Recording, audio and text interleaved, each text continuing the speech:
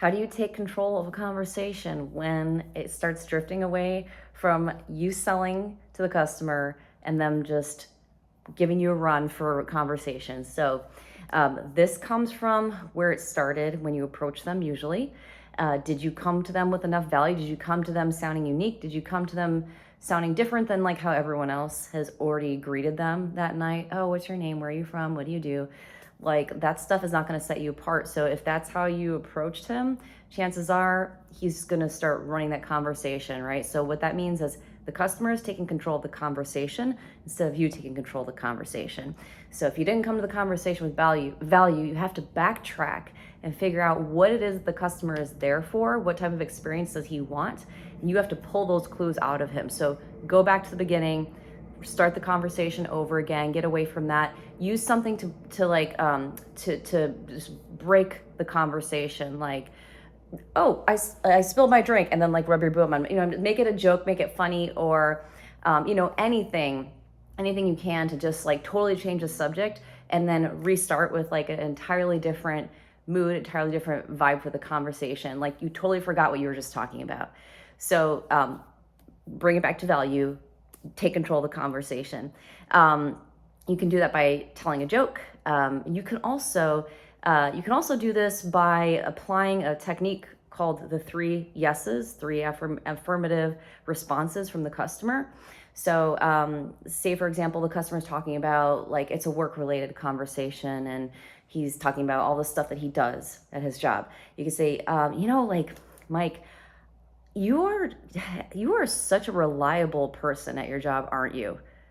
Yes, he's going to say yes, just because he needs you to validate him. And you could say, I think that you're probably someone that goes the extra mile. Like, do you ever feel like you go above and beyond what you're supposed to do at work? Yes, I'm that person. And then, bring it to something like, I get a feeling that you're just like, you're probably a little bit smarter than most people, and that's why you have your position.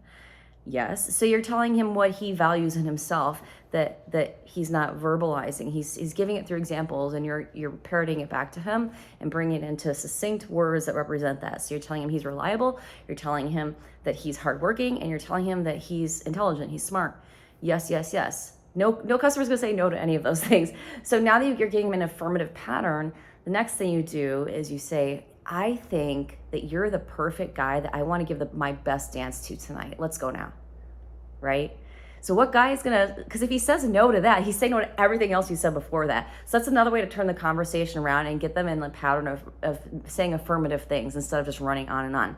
Last thing, if the customer is just blabbering on and you can't turn it over to him purchasing something from you, you can't get him to buy a dance, you can't get him to do anything else other than sit there and talk, you can say, look, I really want to keep talking to you, and I don't want to leave you, but I am getting, hints from my manager, or I do need to get, back to talking to other people, but I gladly will accept getting paid for conversation, right? I would love to keep this going. I gladly accept tips. Like, we don't always have to go do a dance. You could say, I love talking to you. We don't have to do dances. Like, make it sound like you already know what he's thinking, that he doesn't want to do dances, and you knew that already.